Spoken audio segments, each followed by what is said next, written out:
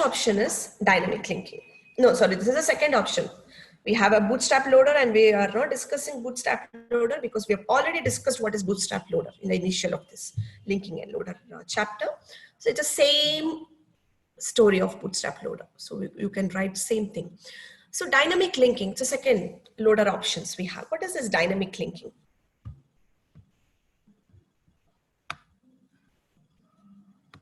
Okay, all this time what did we do? We are linking before loading. We had linking loaders and linkage loaders. Perform the same operations at the loading time. Linkage perform linking operations before the program is loaded for the execution. So linking is done and then loading is done in both the cases. Linkage editor too is completely a different part. The linking operation is completely independent than the loading options. So what happens in dynamic loading? Dynamic loading is whenever you want the subroutine in the time of an execution, at that time you will call, it's dynamically you will call directly when loading is happening. That we call it as a dynamic linking, right? We will see how it happens. It is not priorly done. The linking is not done priorly. If there is any subroutines that you need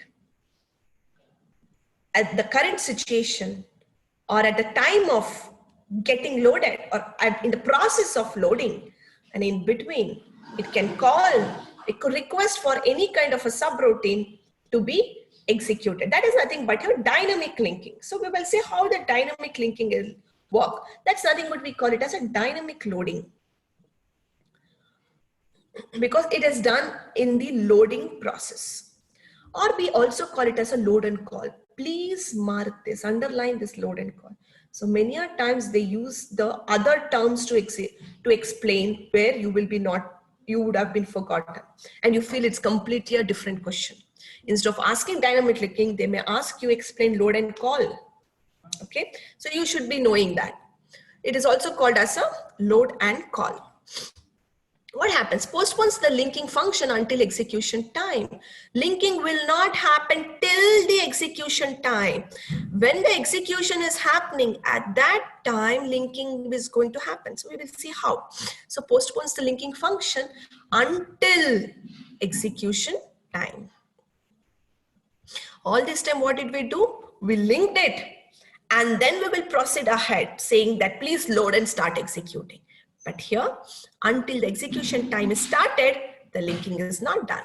A subroutine is loaded and linked to the rest of the program when it is first called.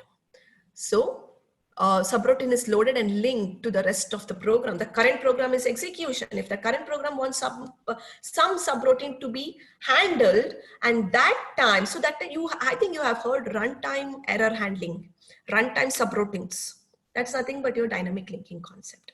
So this concept is implemented. That's why your runtime subroutines, all those have been incorporated. So your runtime error handling is nothing but your divide by zero error, IO errors. So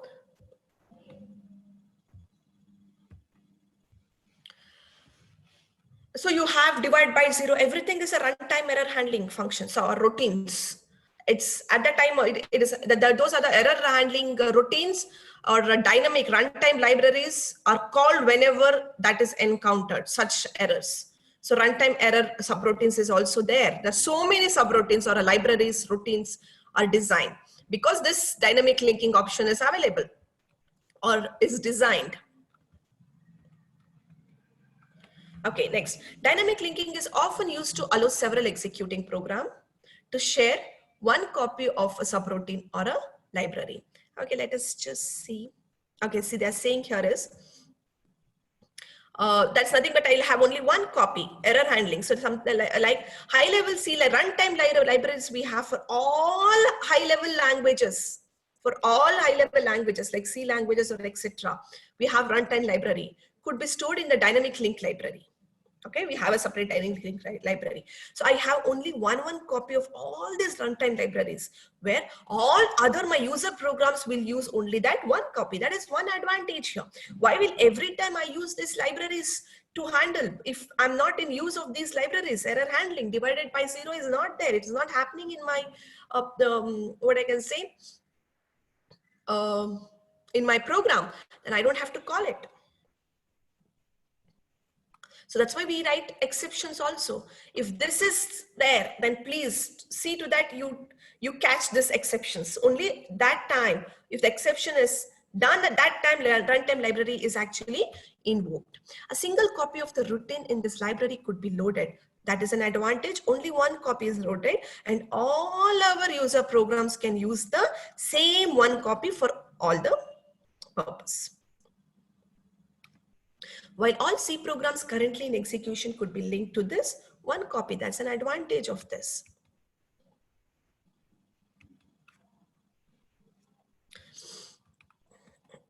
Dynamic linking provides the ability to load the routines only when if they are needed.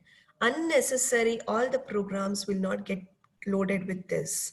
Only if any kind of an error is encountered, if you want to project that error handling, show that error handling to the user to throw the message, that routines are called to deal and show the errors.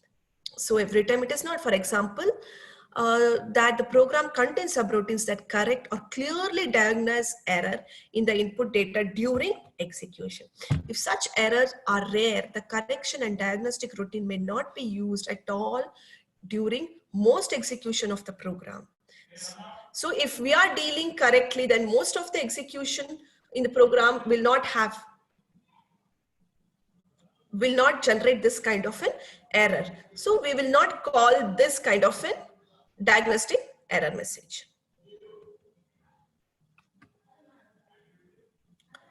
However, if the program were completely linked before execution, these subroutines need to be loaded and linked every time. However, if the program were completely linked before the execution, these subroutines need to be loaded and linked every time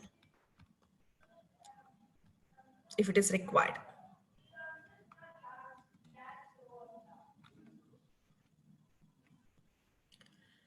Dynamic linking avoids the necessity of loading the entire library of execution, yes, as there are several mechanisms that can be used to accomplish the actual loading and linking of a call. Yes, it will reduce this.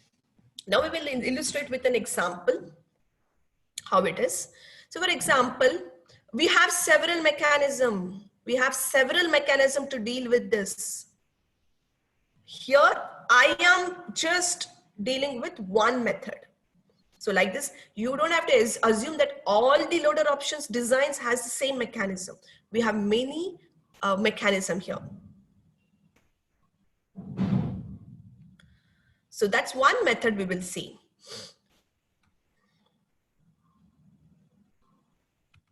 Okay. What happens?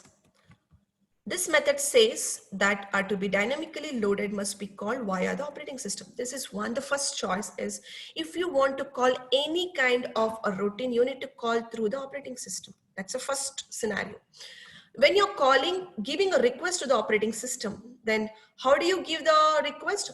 By giving load on call. It's nothing but load on call work like a jump routine. Jump call. So, but here we are using it as load on call. At the time of loading, you please call the request. You please sending the request to the operating system. So, the parameter of this request is the symbolic names. So, we will see this here in figure 3.14. Oh, sorry. Okay. See here, figure 3.148 is. So, this is a figure 3.14. We have A, B, C, D, E. E scenarios, all three E diagrams we have. So what is happening here? The user has called, given a request to the operating system saying, I need to load from the dynamic library, I need to call error handling subroutine. ERRHANDL. This subroutine I want, and the who is giving a request? User is giving a request to the operating system. User is giving a request to the operating system. Now what happens? This operating system will search in the library for whatever the routine it has asked. It will search in the library, and then from the library it will see to that it will load it into the memory.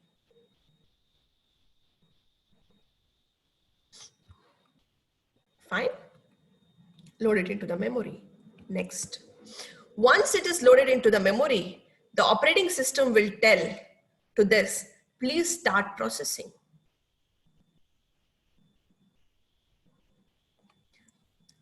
Then this says yes. And then once the control is given to the error handling to process the request given by the user program. So it says, please see, this is a program they're asking. Please see this and process this. Is there any error? It will process. Again, it will send, yes, if we assume if we have got some error, yes, we have got some errors. Operating system again, oh, you have got some errors. Let me intimate to the user program. Then it says, oh yes, we have got some errors. This is what the error is. All the request, all the controls has to go through the operating system only. So this is how. So let me tell you once again now. What happens? Let me repeat it. A user will ask to the operating system, I want this subroutine. I want this subroutine. Now it is in the memory. The user program is in the memory. In the time of an execution it is.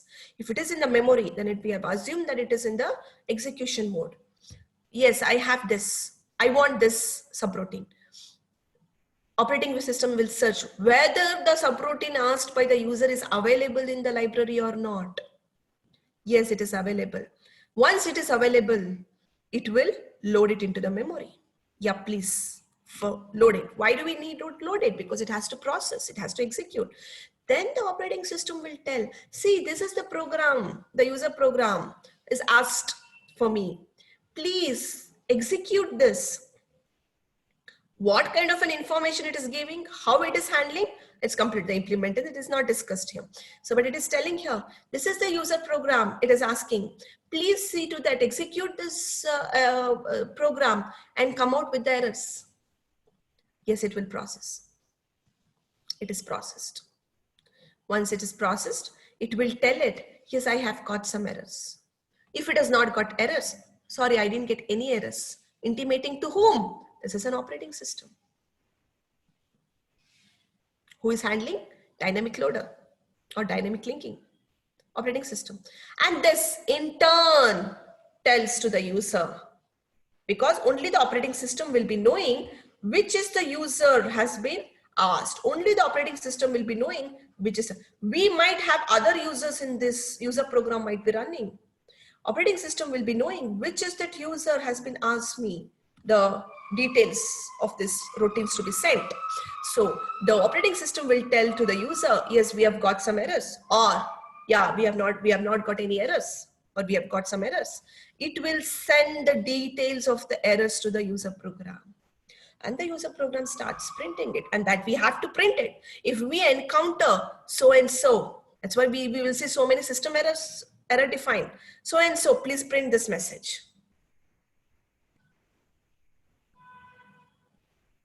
Is it clear? Now, what happens here? This scenario is a different scenario. I am not going to, if I have a memory available, if we don't have memory available, there are too many processes is running in the memory, then what operating system will do? Operating system will clear this error handling process. It will erase, it will unload from the memory. Fine.